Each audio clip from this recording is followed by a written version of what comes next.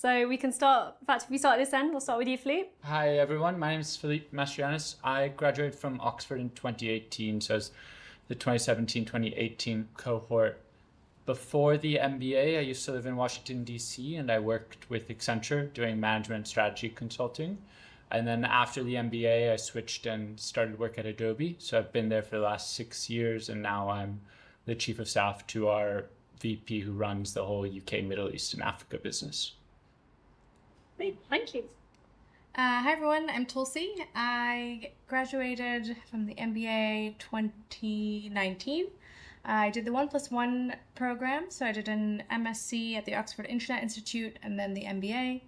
I was based in India when I applied, but I'm American. My background was in education and ed tech. I was working in startups and made a pivot into tech in a different sector, and I've been working at Visa for the past 4.5 years. I'm our global head of multilateral and development finance partnerships, and working in our public sector team. So it's been great. Thank you. Hello everyone, my name's Emily. I am from the UK, still in the UK. I graduated in 2022. Before doing the MBA, I was a very boring corporate finance lawyer.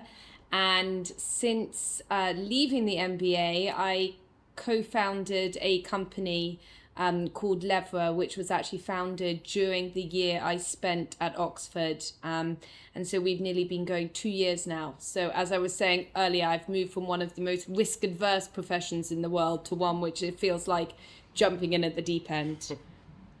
Great, thank you. And also, I got to, at the school, I got to sit in on a session about Levra, and it's really exciting as well. So we'll get to hear more about that from Emily. Hello everyone, I'm Annatu Neina Abdulai. I was based in Accra, Ghana before the MBA. I did the MBA last year, so I feel like I just finished. But there's another class graduating in September. Pre-MBA, I was working in investment readiness consulting, working to get social impact businesses investment. And then post-MBA, I'm working as a program manager with Dalberg, a strategy impact consulting firm, where I'm part of a global team managing an enterprise development program. Great, thank you. Hi everyone, I'm Alejandro, Arroyo, Yamin. Before the MBA, I was based in Mexico City, working in the brand and innovation space. After the MBA, I had a brief stint at consulting at EY Parthenon. But I'm back to my roots in design. I'm a strategy director at Design Bridge & Partners, which is part of WPP. Okay, thank you. Do think of your questions for our panel. I'll start first, and it's a very a very big question, but why were you considering an MBA and why did you consider Oxford? And I suppose it'd be great just to hear from all of you on this, because I expect everyone might have a different answer. I'm not sure who wants to go first. Who wants to take that? Sure, I can start. So I was considering an MBA for some time. A lot of my managers and mentors at Accenture had MBAs and gone through that and talked about how valuable they were. They had all gone to 2-year MBA programs, so I had prioritized that. But as well initially, and had looked abroad to see also what was possible outside of the States, but mainly really wanted one as a time to reflect and also advance my career. I was at a point where I thought an MBA would be kind of that accelerator, really. It turned out it was, which is great, and also gave me a chance to really take some time back and reflect on what I did want to do and where I wanted to prioritize my career and my time in the end as well.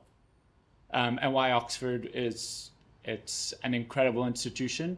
Like I said, I wasn't initially planning on going after a 1-year MBA, but after coming and visiting and talking to people, talking to the recruiters as well, and really going through my interview process, I realized that it really was the best fit for a whole host of reasons, which I'm sure we can get into later on as well. You can just go down. Yeah, if that works. Anyone wants to chime in? Yeah, I actually wasn't thinking about an MBA initially when I applied. I applied starting, when I first applied, I applied for the MSc at the Oxford Internet Institute, and with some really fantastic marketing emails. I got a ping from SBS saying, hey, you qualify for the 1+1 program. Are you interested in an MBA? And that's kind of what got me on the journey of thinking about an MBA. As I said before, I was in the ed tech sector and was interested in technology, data, AI, from a sector agnostic perspective. And so that was why I was interested in my MSc, but realized pretty quickly as I started learning more about MBA programs, that business school would be a way to kind of take whatever academic learnings I would get in a master's program and combine it with actual programmatic business expertise, which I could get in the MBA. So to me, that made a lot of sense. So I applied for the 1+1 program. And why Oxford? I lived in the US, I've lived in India. I wanted to have an international experience. And not only was this program in the UK, the best institution in the world, but the class is actually truly one of the most diverse classes, MBA programs you'll find. We were talking about this outside. A lot of MBA programs will advertise themselves as diverse, but will be overrepresented from a specific continent. Whereas the Oxford MBA, truly, we had classmates from all over the world, and a big plus is wherever you go now in the world on holiday, you have a classmate whose couch you can crash on. So highly recommend. Yeah, I often hear that actually from alumni, that you are always one person away from Oxford. You could be anywhere in the world, and likely you know someone, or you'll know someone who does know someone. So very true.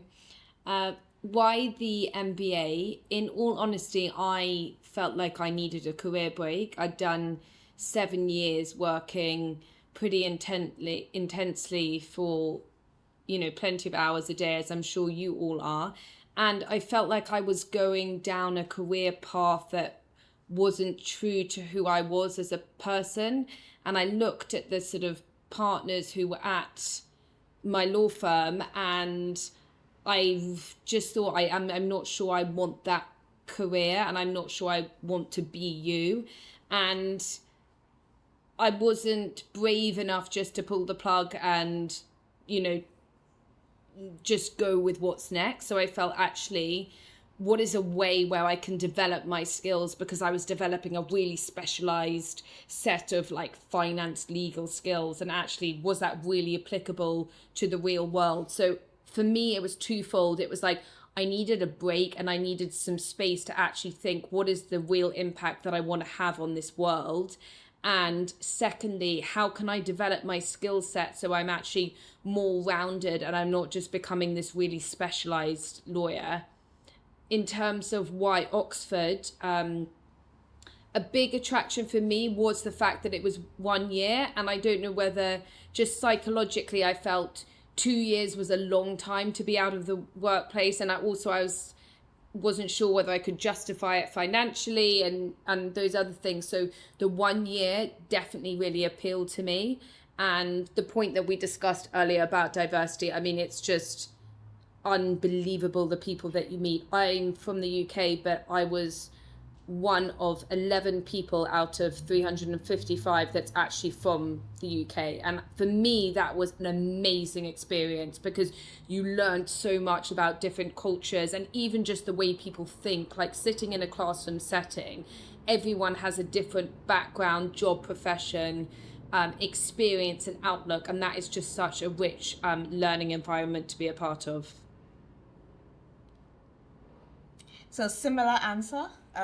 Why the MBA? I had worked in Ghana for my entire career, actually, up until that point.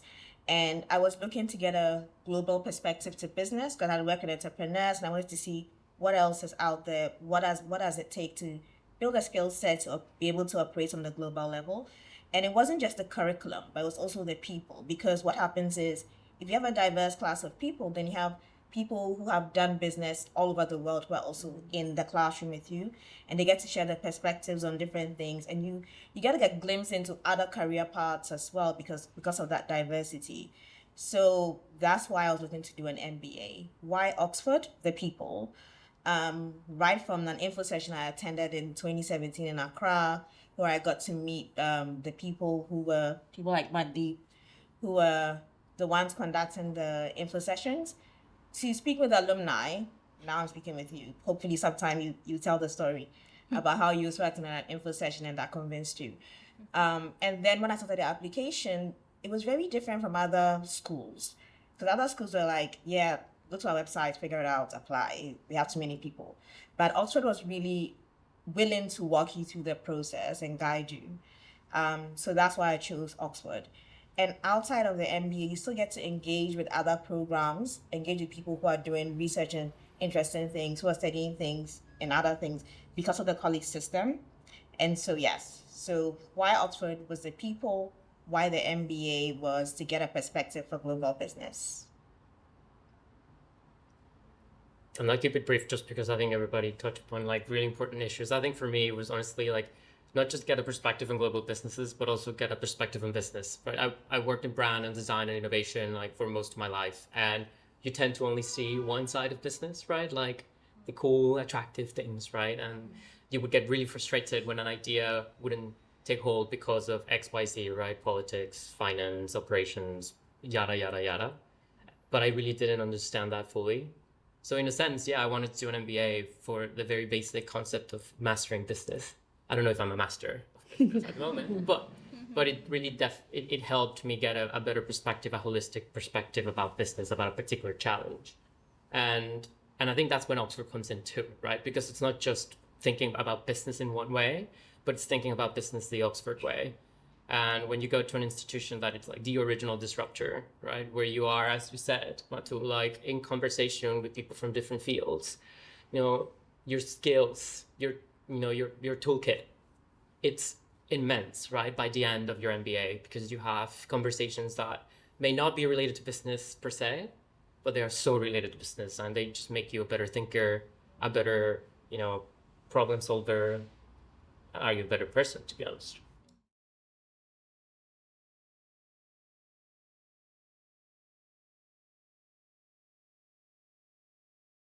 Firstly, I didn't have like an entrepreneurship background at all like you did. I really went into the MBA thinking, I don't know what's next. And it was a completely open book and I was ready to look at anything. So the fact that I've ended up where I am now wasn't part of like a bigger picture. It was something I was like working out. It was a process, like what do I enjoy? What is the type of work that I want to do? I want to do something that motivates and challenges me. And I was looking for chief of staff roles actually and thinking I would love to do that. I really enjoy working with people and love to have that oversight. And as part of the Oxford MBA, you have a brilliant program called the Entrepreneurship Program.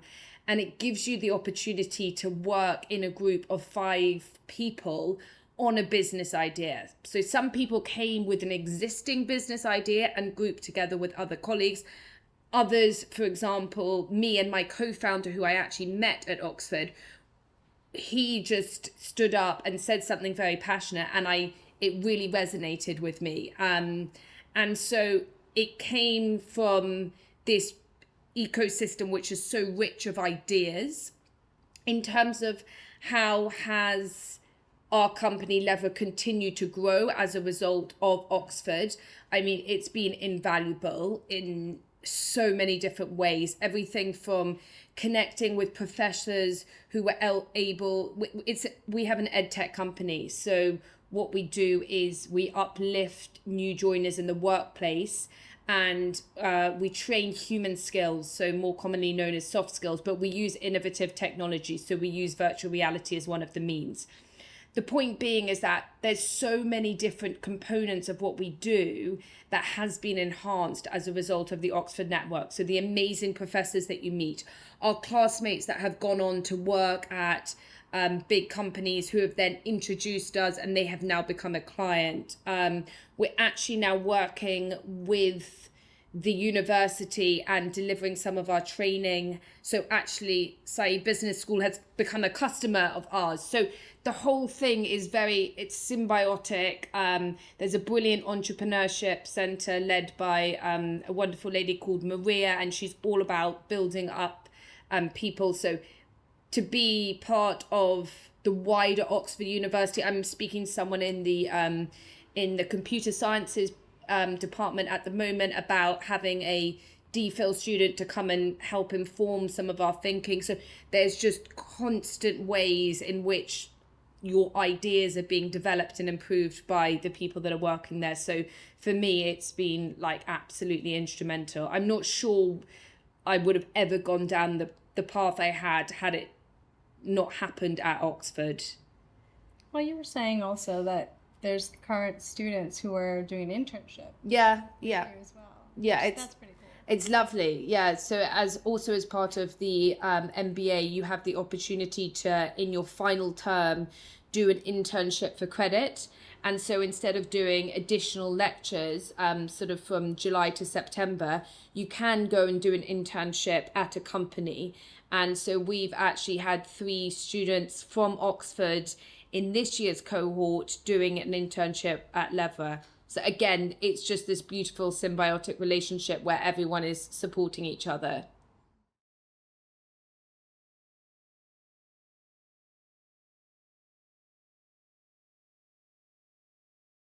Well, when I came to Oxford, I thought I had a set idea of what I was going to do. I finished my MSc and then I had no idea what I was going to do. And then during the MBA, I had more of a vague idea. So I started out thinking, okay, I was in EdTech, I want to stay in EdTech, but maybe do it in a different market. After the MSc, I got really more interested in issues around policy and ethics of data and AI. Didn't really know how to operationalize that, and that's what the MBA helped me with. But even at the end of the program, I wasn't sure if that meant I start my own consultancy or business. I join a big tech company, I join a think tank. I wasn't sure which direction to go in. But it was really helpful to have the network, I would say, from the MBA, not just of the students obviously, which are your network, but also making use of all the different opportunities you have to network as an Oxford student. So access to the best conferences in the world, with the best minds in the world, who will speak to you because you were a student at Oxford. And being able to use that to then, after the MBA program, figuring out what was a good fit, and is actually through a connection I made at a conference hosted at Oxford that I was told about the role that I applied and ultimately got at Visa. So great, thank you. I think, Alejandro, did you have something to say or to answer that question from a different angle? Yeah, for me, it was I knew what I wanted to do, but I didn't know where, right? And but I think it was exploring, the many ways that I wanted to combine, again, brand innovation and then like more business, more of a commercial lens, if you will. And I think that career services at Said was really helpful in like guiding like the many ways that I could take and that I could actually like, use those 2 skills. And it ended up being like quite successful. I ended up finding a role that actually perfectly married like those 2 things. But yeah, it wasn't like I had like a particular company in my head, but I knew what I wanted to do on a day-to-day basis. That was basically what guided most of my career search back then.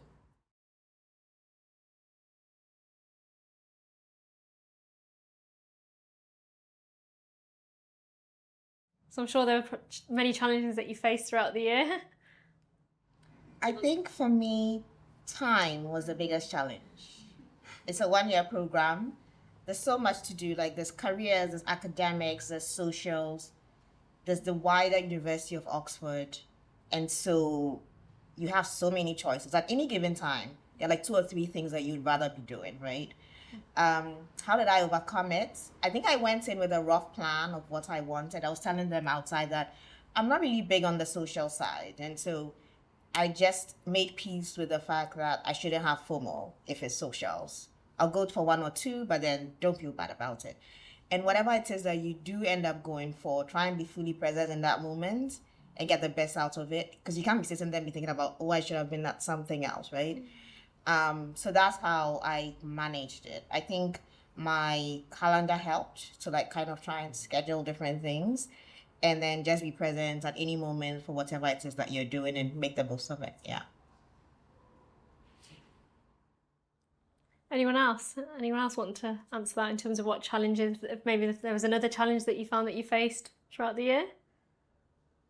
know for some it might be sort of casting back a few years. I think it is, as Annatu said, it's the balance. Like, you're offered so many different opportunities. There's 350 people in your year who you want to meet and to go for a coffee with. You want to be maybe part of a sports team. There's a really exciting lecture happening. So you're constantly being pulled in different ways. So I think it is really important to prioritize, like, what are the 3 things that I want to achieve coming out of this year, because you can't do it all. And it's what's really important to me here. And for me, it was meeting people, actually, and like learning from other people. And you learn a lot about yourself when you learn from other people, but everyone will be different in the sense of what is their priority. But I think if you think about that before you go into the program and know that there is an intensity to it, which is brilliant and it's exciting, but just keep that in the back of your mind. Like, why am I really doing this? Is it for a CV, a tick box on your CV? Because if it is, that's brilliant. And the Oxford name will get you far. But knowing your why, like, what is motivating me to apply and do an MBA at Oxford? What do I want to achieve from this? And if you know that, then it can help with that balancing your time.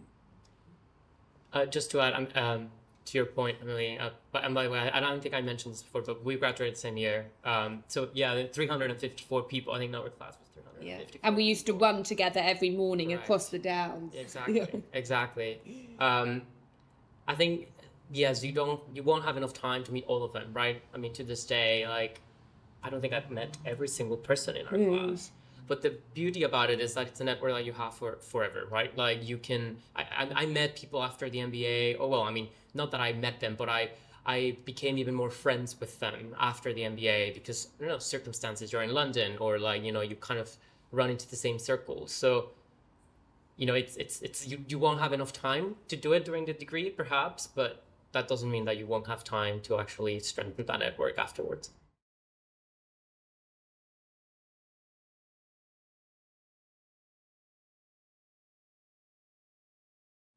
I think the why that you were mentioning is really important, and being really clear on that yourself before you get into the application process.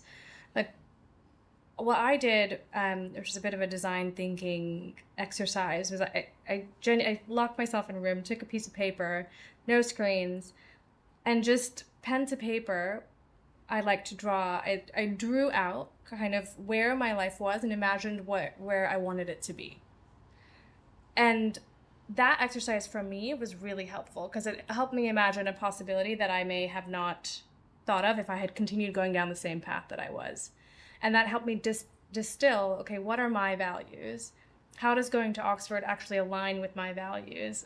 This was kind of mentioned, I think. Oxford is a great, it's a great MBA program, not only because you get the core business skills, but it actually pushes you to think outside of a traditional business mindset. And to me, that was a huge values alignment with me, because Oxford tells you to think about the double, triple bottom line. It's not just about the single bottom line. There's courses that force you to actually think outside of the traditional constraints of economics. How do we create a world we want to live in, and not just one that we accept? And when I looked at all the values of the Said MBA and what my values were, it actually really aligned and helped me craft that narrative. But I think it's really, really important to get your why down, because it might actually lead you somewhere else, and that's fine. But you need to have that why really crystal clear before you apply. To add on that, I think a few things is, and yes, it is a daunting experience doing the GMAT, writing these essays. They take a lot of time. So I think you do have to block off that time and be very considerate and deliberate about that. Is it in the evenings? Is it on the weekends? And just take the time to really do that work and put in the work. I think reflecting and thinking about what's important to you and really being authentic. There was a question earlier also, did you know what you wanted to do when you went in? I thought I had a clear perspective, and I wrote that out, and I threw it all away 2 months in as well. And nobody's going to check and ask, did you actually, except for in these circumstances, ask, did you actually do what you wrote? That's I think it's important to come with a strong perspective and an authentic one and be able to tell your story.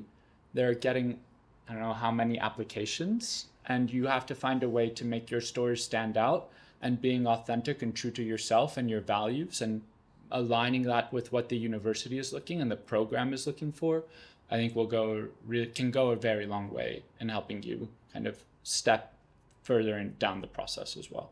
And take the time to talk to people. And you're here in London, Oxford is very close by. It's a beautiful place to spend a weekend also. Do actually walk the grounds, talk to other students, and do that level of research. It'll go a very long way as well. Yes, and actually I can add, I forgot to mention this in my presentation. So we do offer visits. It's a great opportunity for you to be able to get to experience the school and get to hear from sort of other stakeholders within the school as well. So that was a great way for me to plug that in. Thank you. Okay. Can I just add one extra thing to that question? I would say also know where your strengths and your weaknesses are. I am awful at maths. Like, I really am terrible. And I had to spend nearly 18 months doing those GMAT exams. I actually ended up moving from GMAT to GRE. I knew once I got to application stage and once I got to interview stage, I kind of had this sense I would be fine. But I was like, how on earth am I going to try and like conquer this beast? Because it's like intimidating for someone who hasn't done maths since they were 15 years old. So really know where your strengths and your weaknesses lie, and put the time and effort into the areas where you're weak. Like, it's not easy getting into the best university in the world. It is supposed to be challenging, but in a way, that's how they determine like how far are you willing to go. And I don't want it to sound like an army boot camp, but like, know what you're good at, play to your strengths, know yourself. And if you're weak at something and you're not very good, like at maths, I like paid for a tutor. I was like up at 6 o'clock in the morning, like once I got to the MBA, actually I didn't really need to use any of it, and you lean on your support team and people helped with my accounting module, so it was fine when you get there. But I think just know what is it that I really need to focus on in this application, because then that will help you put forward like a stronger perspective. Sorry for jumping in. I just want to add one more thing. So she mentioned leaning on people. Lean on people before you even get into the MBA. So like your current support system, you can still lean on them to review your essays. Sometimes we count ourselves out as we're writing the essays. But if someone who knows you reads it, they can say, well, this is an amazing thing about you and I've not seen it anywhere in your essay. And they can give you that feedback. So I shared my essays with people who knew me and people who did not know me, because the people reading your essays, the admission committee, they don't know you. And so it's a question of how am I coming across in my essays? You're not going to be in the room to talk about yourself, so you need to present yourself the best way possible on paper. And so get a balance of that. Get people who don't know you to read it, who can tell you, well, this is how it comes across from just looking at what only was on the paper. And people who know you really well, who can also tell you, you've missed a very amazing thing about yourself that makes you unique. Because ultimately, it's your uniqueness that the Oxford MBA team is looking for. Because they're looking for a very diverse class. That diversity goes beyond geography or background or professional like careers. It also goes right down to like who you are as a person. So try and communicate that in the essays as much as possible. That's really helpful.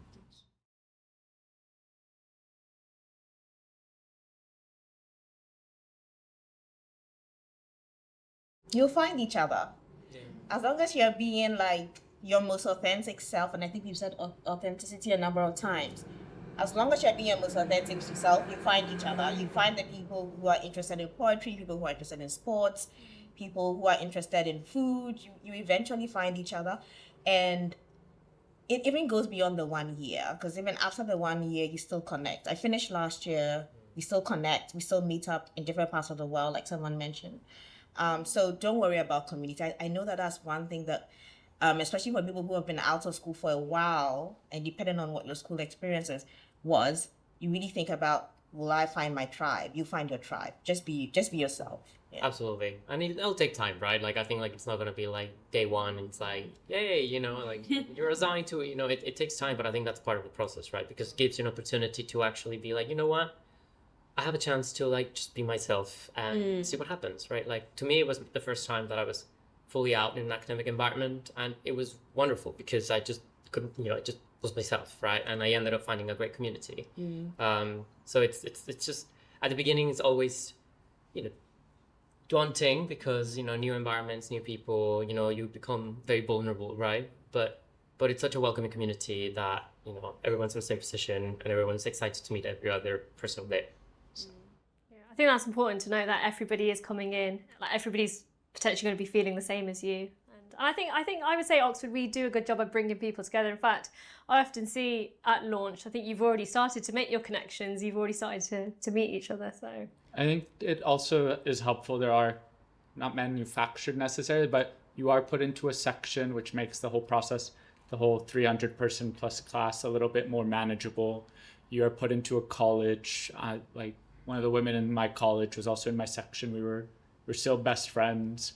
I was lucky because I was rowing from day one and kind of met the other MBAs that were rowing as well. And they are some of my best friends here in London as well. So there are a lot of opportunities that the university and the program provide you to meet other people as well that share your common interests. And then also all of the classes and everything, you meet people very, very quickly. I think being intentional about creating that community is important too, though. It is, as has been mentioned a few times, quite overwhelming when there's so many people that you're meeting all at once. And there are a few ways to maybe join groups, whether it's through your college or there are, I think they're still called OBNs, Oxford Business Networks, which are basically the equivalent of sector-specific clubs for the MBA. So you could join ones that either you already have interest in and background in, or maybe try something completely different and you'll meet a whole new set of people. But it is important to be intentional because that's the biggest hurdle, I think, is that you have so many choices, so many different things you could do with your time. And for me personally, finding those times to have smaller group interactions, one-on-one interactions, really helped me build community as an introvert. I found some of the massive MBA gatherings to be a bit overwhelming in terms of forming connection. And so somebody gave me this advice when I joined, which was try and have coffee with one new person a week.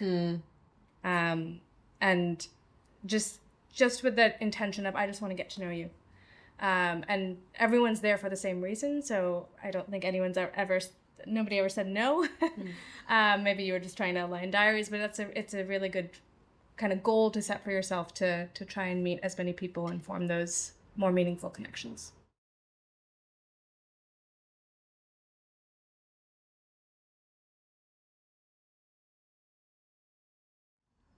It's an adjustment for sure. I went and lived in the dorms. I didn't think I was ever going to live in dorms and share a toilet with 4 different guys again. So that was an adjustment, but it was also a chance to get to know some people very well again.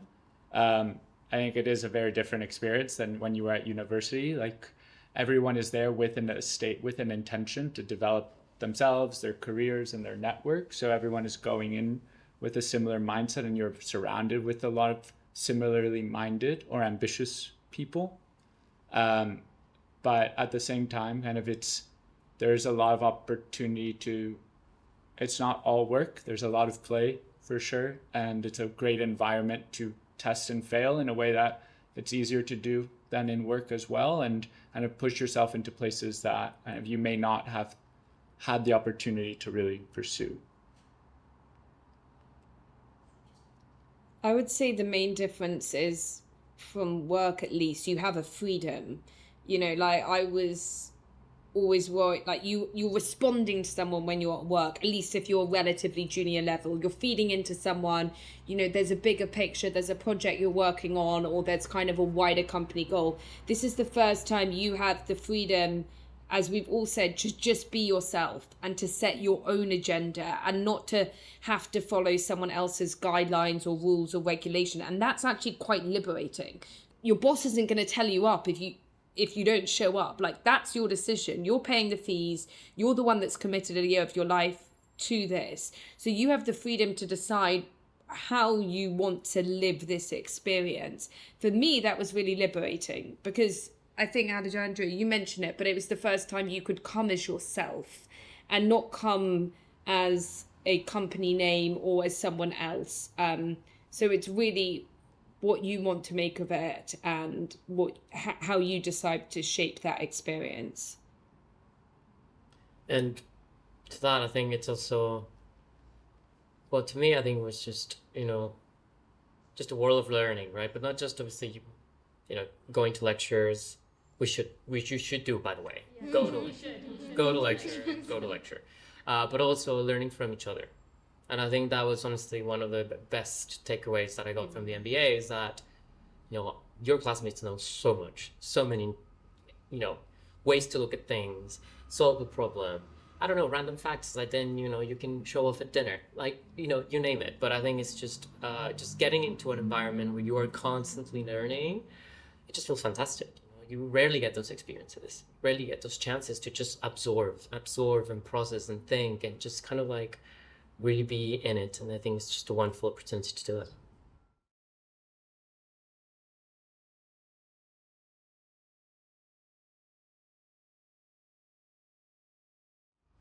So I suppose, well, I think there's a few of you, apart from Emily, who I know who was based in the UK and from the UK. What about the rest of you, sort of post-MBA? So I stayed in London because I came to the MBA for a global perspective. And so I wanted to be able to practice that. And London is also very diverse compared to other cities. Plus, the work I'm doing now is on a number of different other geographies. And so, yeah, that's why if that work was elsewhere, but I was still working with a global program, then I would still be doing that. So London was just a good choice because the job was here. Yeah. To me, I mean, I lived in London before, so I've been here before, but I think London, especially in my industry, right, in brand and design, you have to kind of like be where everything's happening. And a friend always described London as sitting in front row of the world, right? The world's happening right in front of your eyes.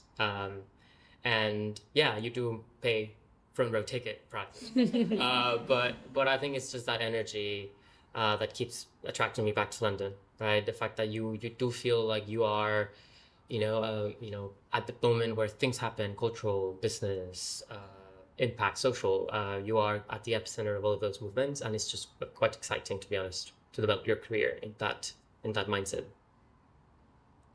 Yeah, in the field that I wanted to go into at the time, conversation around ethics of technology, data, AI, a lot of that was happening here in the UK. There was a lot more technological maybe development and innovation, and I use that in quotes, in maybe happening in the US where I was based. But thinking about the guardrails and the implications of what that meant to society, those discussions were happening here. So for me, that was a big reason why I wanted to stay. And now I'm married, I'm here, I'm buying a house here, so I'm now stuck. Stop, yeah. Sorry.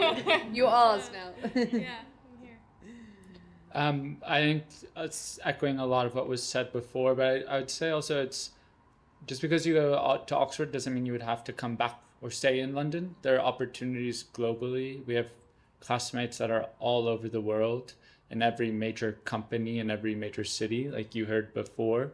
So it does really offer, the program does offer up the whole world to you in every single industry and building connections into those industries. And the great thing is because it's part of the University of Oxford, you also get access to that network as well. I remember I was in Christchurch and I was able to go to the development team there or the careers team there and ask for access to that alumni network. And I got access to partners at all the big consulting firms globally, VPs, presidents of all sorts of different businesses as well, that they helped me get access to and kind of start that career journey. Great, thank you. Well, a big thank you and a round of applause to our alumni.